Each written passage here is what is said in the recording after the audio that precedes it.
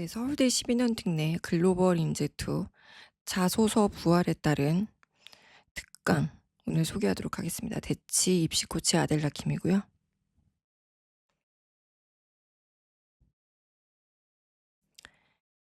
네, 1월 31일 날 서울대 글로벌 인재2 전형이 발표됐습니다.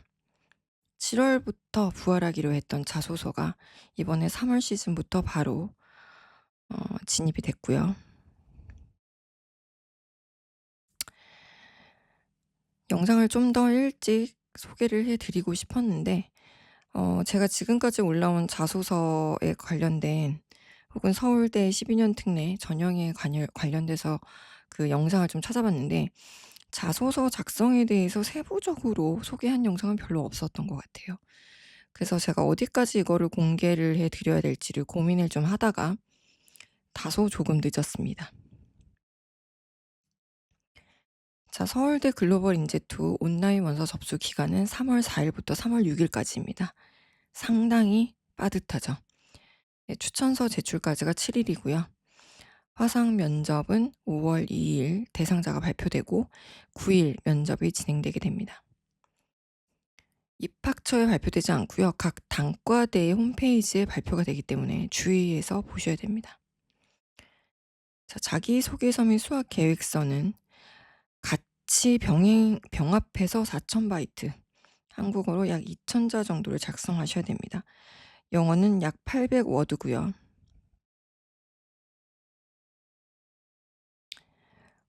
온라인으로 어떻게 접수를 해야 되는지, 교사 추천서는 어떻게 작성해서 업로드해야 되는지는 서울대 파트 영상에 아주 자세하게 제가 소개를 해 놓았습니다. 그쪽을 보시면 될 것 같고요.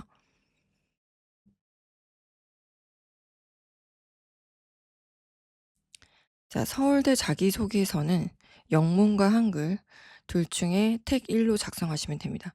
전 되도록이면 한글로 작성하시기를 부탁드리고 싶은데 한글이 조금 더 단어 사용에 대한 폭이 넓고요. 좀 더 감동과 진정성을 주기에는 좋은 것 같습니다. 구성은요. 일단 지원 동기, 특이한 거는 개인적 특성에 대한 설명을 덧붙여라라는 부분이 나와 있습니다. 그래서 본인의 환경적인 특성이라던가 개인의 기질 요런 것들을 덧붙이면 좋을 것 같고 지원 동기 그리고 학업 계획 이렇게 나눠져 있는데 지원 동기에는 어떻게 그동안에 지원을 위해서 노력을 했는지에 대한 학업 성취도를 같이 제시할 것을 제안하고 있습니다. 그리고 재학 중에 어떤 식으로 학업에 대한 목표를 갖고 공부할 것인지가 마지막으로 제시되어 있습니다. 대략적인 구성은요. 일단 과정에 대한 준비는 당연히 성취도기 때문에 교과 파트에서 가져오셔야 됩니다. 교과 파트. 그리고 목표와 학습 계획은 비교과 활동에서 본인이 했던 활동이 아쉬웠던 부분을 가져와서 학각거리를 참고해 작성하셔야 됩니다.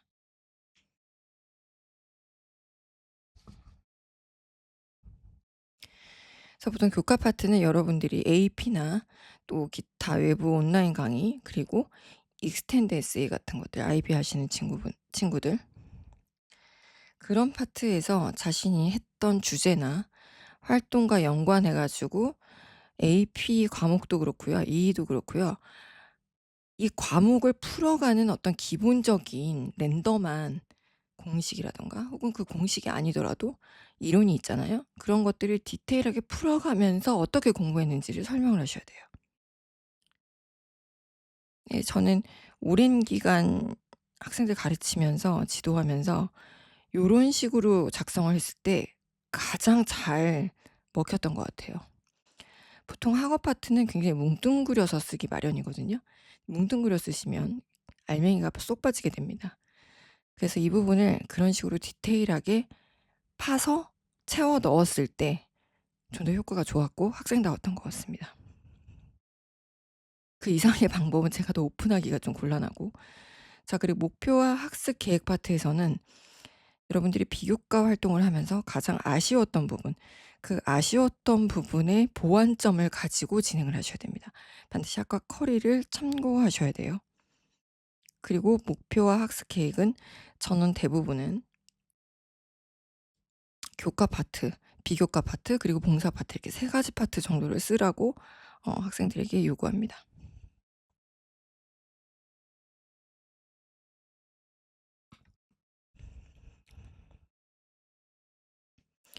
짤막하게 잘된 자소서에 대한 정의를 여러분들이 이해하기 쉬운 상황에 빗대어서 설명을 한번 해 보도록 할게요. 자, 우리가 보통 자소서는 인트로 세 문장에서 판가름이 납니다. 잘 된 건지 잘 안 된 건지, 이 친구가 우리과에 부합한 소울메이트인지 아닌지. 자, 여러분들이 가정을 하나 해보자고요. 대학에서 캠퍼스에서 오고 가다가 마음에 드는 이성을 만났습니다. 이 사람이다 싶은 사람이었어요. 말을 걸어봐로, 번따를 해봐로, 심장이 쫄깃해지는 그 몇 분 동안에 생각이 오락가락하죠. 그 찰나의 순간, 그 순간 나를 드러내면서 다가가야 되는 그 순간, 그 순간이 바로 자소서의 세 문장입니다. 임팩트 있게 나를 드러내서 그 사람과 말을 붙여서 어떻게든 연을 한 번쯤 이어가고자 던지는 순간이죠. 그러면 사정관은 이 자소서를 읽을까 말까를 고민하다가 나의 던져진 핵심적인 세 문장을 통해서 한번 읽어볼까라는 생각을 갖게 되는 겁니다. 그런 심장이 쫄깃해지는 느낌을 주는 구간이 바로 그 세 문장입니다. 자, 그 심장 떨리는 순간을 넘기고 나면은 커피를 마시면서 사람 간 탐색을 하게 되죠. 이 사람도 나를 탐색하고 나도 이 사람을 탐색하게 되죠. 그러면서 어떤 성향의 사람인지를 아카데믹하게 보게 된다는 거예요. 무슨 과세요? 어떤 전공하세요? 이렇게 물어보게 된다는 거죠. 아, 고등학교 어디 나오셨어요? 궁금하게 되는 거죠. 그러면서 정량적으로 물어볼 수 있는 모든 것들을 훑게 되죠. 그게 바로 천자 정도입니다.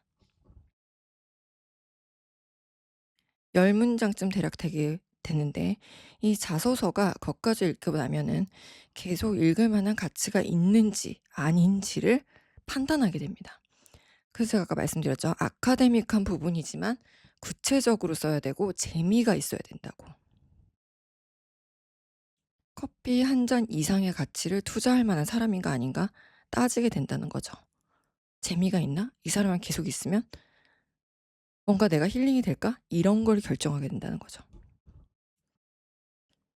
자, 그래서 기본적으로 우리가 이런 코드가 맞는 사람과 얼마나 합이 맞는지를 따져가는 게 관계 철학 윤리의 기본이거든요. 교수들도 그거 본다는 거예요. 이 친구의 자소서를 보면서 얼마나 이 친구의 코드가 우리 거와 맞을까. 그래서 우리와 4년 이상을 같이 갈 소울메이트로 뽑을 만한 가치가 있는지 그걸 본다는 겁니다. 그래서 저는 아카데미 부분을 가장 재미있게 누가 잘 썼는지가 1차 통과의 관문이 된다고 생각이 들고요. 두 번째 단락으로 넘어가는 부분에 흥미로운 대목을 포진시키라고 말하고 싶습니다. 계속 읽고 싶다. 더 알아가고 싶다. 이 사람 더 만나고 싶다. 이렇게 이어갈 수 있는, 인연을 이어갈 수 있는 흥미로운 제안을 던지라는 거예요. 예를 들어서 상대방이 저 좋아하는 뮤지션 있는데 이번에 콘서트 하던데 혹시 같이 가보실래요? 맛도 그 사람이 좋았어. 그래서 보고 싶었는데 마침 제안을 하네. 그러면 뭐 고 두 번째 만남으로 이어지는 거죠. 그래서 흥미로운 활동을 포진을 하면서 비교과 활동을 포진시키면서 과의 커리큘럼을 자세히 보기를 제가 권하는 겁니다. 내용을 그저 재미있게 쓰는 게 아니라 어떻게 우여곡절 끝에 전공 적합성에 맞춘 최고의 성과물을 보여줘야 된다는 거죠. 왜? 한 큐에 잘된 결과물을 냈다기보다는 시간과 공을 들여서 만든 드라마틱한 스토리가 더 기억에 남기 때문에. 마치 우리가 앞서 번호를 딴 그 사람과 두 번째 만남에서 어렵게 콘서트장에 도착해서 힘들게 우여곡절 끝에 두 사람이 좋아하는 뮤지션을 직관하면서 느낀 그 흥분이 쉽게 잊혀지지 않아서 그래서 세 번째 만남, 그다음 만남으로 계속 이어가고 싶은 감성을 갖게 만드는 그런 스토리를 만든다는 거죠.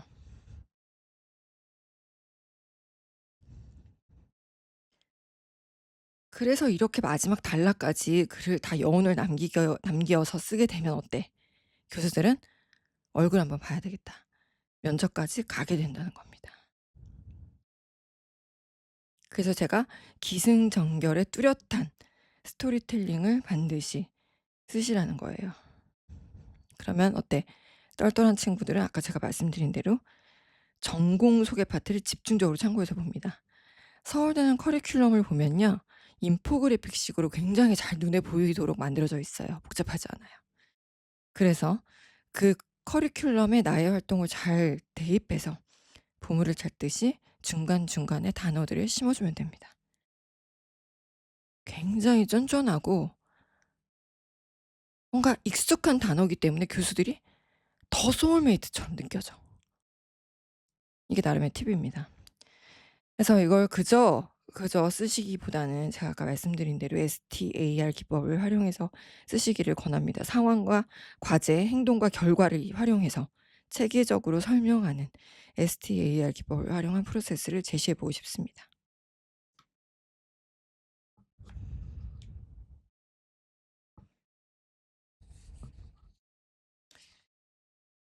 그래서 저는 잘된 자소서라는 건 결국 뭐야? 인간관계를 맺기 위한 우리의 첫 도약대라는 거야.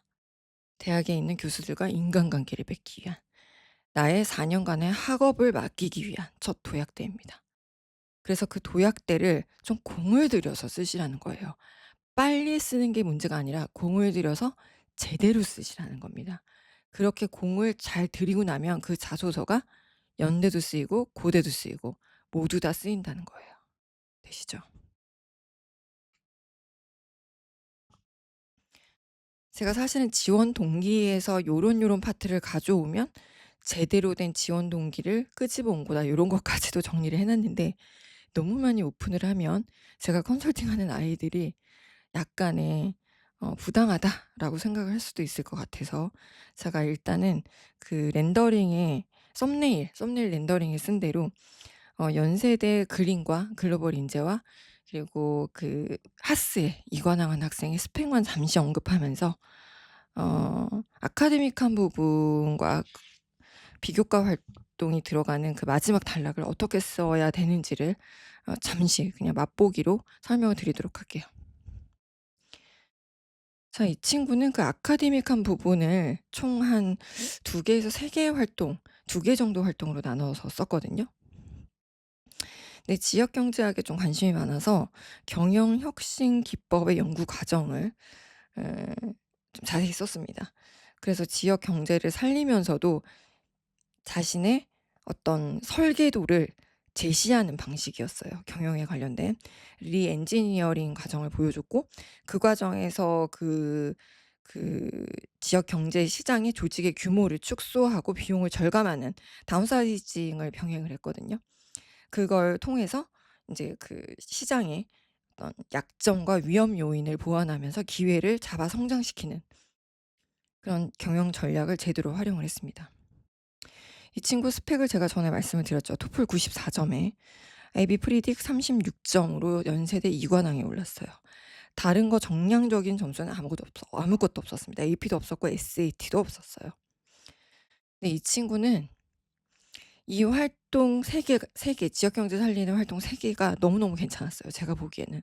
근데 본인은 그것에 대한 중요성을 모르고 있는 것 같았고 제가 그걸 실로 잘 엮어서 정말 이 친구의 색다른 그런 그 개성 있는 면모로 제대로 제가 꽂아 줬고 얼마 안 남은 시간이었지만 역시 컨설팅을 통해서 확장된 활동으로 추가하면서까지 막판까지 추격을 해서 활동을 마무리 지을 수 있었습니다. 그래서 여러분들이 좀 중요하게 생각하셔야 될 게 지원한 학과에 맞게 자신의 자소서를 억지로 뜯어 맞추려고 하지 말고 행동으로 옮기라는 거예요. 액션을 취하라는 겁니다. 지금 할 수 있는 건 할 수 있는 범위 내에서 해서 마무리를 지어서 활동 증명서를 만들어서 자소서를 완결을 시키자는 거예요. 억지스럽게 가지 말고 있는 그 나물에 그 밥에 말아 드시지 말고 새롭게 요리를 해 보자는 겁니다. 그리고 이 친구가 마지막으로 하나 더 그 합격의 요인이었던 건 리더십이었습니다. 공동체 역량.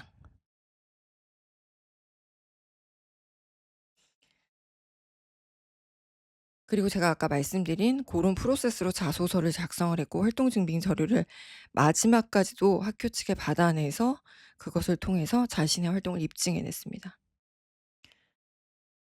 자, 우리가 이렇게 자소서도 그렇고 활동 증빙 서류도 그렇고 면접이 있는 전형에서는요. 서류는 면접에 대비해서 판을 까는 과정이야. 그래서 "나는 이거 잘해." 그러니까 "내가 만든 판에서만 물어봐. 딴 거 물어보지 말고." 라고 가이드를 정해 주는 거예요. 그래서 여러분들이 이렇게 판을 잘 깔아내는 이 과정을 통해서 면접을 보다 접근성 있게 준비할 수 있다는 겁니다.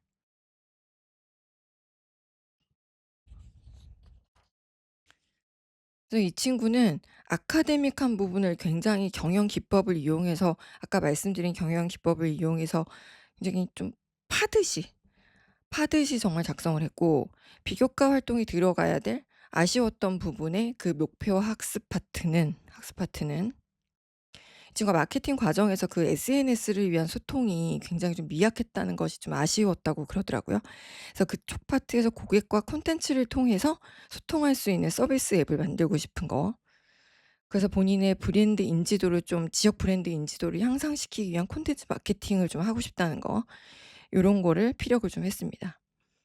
요때도 그 학과 커리를 이용해서 핵심적인 개념, 교과 과정과 연관성을 갖고 이 프로젝트를 할 때 핵심적인 나의 학습 능력 향상이 된 부분 이런 것들을 보여줬는데 특히 좀 잘한 건 뭐냐면 직접 매출을 정리해서 재무관리 기법을 적용해서 뭐 우리가 보통 EBA라고 많이 얘기하잖아요. 이런 경제적인 부가가치 측정법을 이용해서 자신의 경영 전략이 얼마나 먹혔는지를 그 차익을 통해서 가중평균 자본 비용의 차익을 통해서 입증을 해 줬다는 겁니다. 그래서 기업의 경제적 부가가치를 측정하는 지표는 내가 경험하기에는 이런 거였다라는 결론을 내린 거지. 자기 객관화를 시켜 버린 거죠. 그래서 이 과정에서 이 친구가 이런 문제 해결을 위한 창의적 사고를 내가 어디서 가져왔는지 그 근거, 그리고 이걸 통해서 지역 시장과 어떻게 협업을 했는지, 공동체 역량 이런 것들을 어떻게 내가 구체적으로 협업을 통해서 향상시키게 됐는지의 그런 프로세스가 굉장히 잘 나와 있었어요.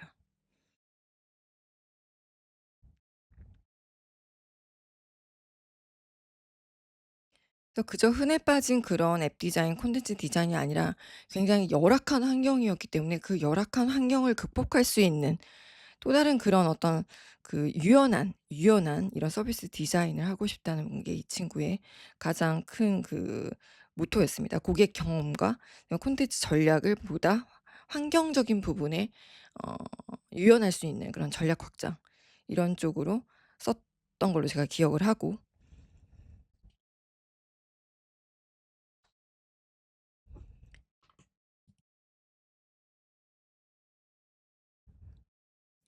비교과 활동 이외에 이제 봉사활동 같은 경우는 이 친구가 그 보통 프로보노 운동이라고 보통 우리가 많이 얘기하잖아요. 재능 기부를 할 수 있는 상위 한 5%인 사람들이 자기의 재능을 기부하는 그 지속 가능성 있게 기부하는 이런 운동을 프로보노 운동이라고 하는데 제가 여기에 아이디어를 내서 자신과 같은 청년 사업가 아니면 저소득 청소년 등을 대상으로 한 경영 전략 멘토링 이런 거 하고 싶고 그리고 뭐 비영리 단체를 운영하고 싶고 또 사회적 기업의 마케팅 홍보 이런 거를 지원하고 싶다. 이런 식으로 비교과 활동의 봉사 파트를 좀 더 보완을 했고 그리고 제가 찾아본 바로는 이 서울대 경영대의 글로벌 봉사활동이 있어요. 그런 것들을 여러분들이 리더십과 연관해서 같이 '앞으로 이런 것도 하고 싶다.'라는 부분을 연결하면 좀 좋을 것 같습니다. 저 같은 경우는 쪼금 더 디테일하게 가요. 그러니까 봉사활동 철을 구체적으로 제가 다 찾아서 거기서 하는 일들을 좀 더 뽑아서 그래서 흔해 빠진 용어가 아니라 좀 더 구체적인 용어로 행동력 있게 봉사활동이나 비교과 활동을 하고 싶다는 식으로 좀 아이들을 케어하고 있습니다. 갑작스럽게 생겨난 서울대 자소서 작성법을 대략적으로 제가 좀 분석해서 제시를 해 봤는데, 혼자서 작성이 굉장히 어려우신 분들 문의 주시면 대략적인 뼈대잡이 학과도 선정이 안 되신 분들이 이렇게 많으실 거예요. 그런 부분까지 좀 기준이 돼 드릴 수 있으니까 연락 주시고요. 저는 좀 그렇게 생각해요. 항상 어떤 상황을 위기다라고 생각하지 말고, 위기가 곧 뭐야? 기회일 수 있어요. 그래서 이 순간 흔들리지 않고 차분하게 풀어만 간다면 우리가 갑작스럽게 나타난 이 서울대 글로벌 인재의 자소서 전형을 어떻게든 뚫어갈 수 있는 그런 또 기회가 될 거라고 생각이 들거든요. 그래서 지금 한 달 정도 남았는데 흔들리지 마시고 매 주마다 어떤 걸 해결해야 될지 계획을 잘 세워서 준비를 하시고요. 저도 앞으로는 실시간으로 계속적으로 "지금 이런 걸 준비하셔야 된다. 이런 걸 준비하고 계시냐?"라는 식으로 계속 여러분들을 독려할 수 있는 영상들을 자주 올리도록 하겠습니다. 어 시청해 주셔서 감사하고요. 앞으로 더 도움되는 그런 아델라 코치가 되도록 하겠습니다. 구독, 좋아요 한번 부탁드릴게요. 감사합니다.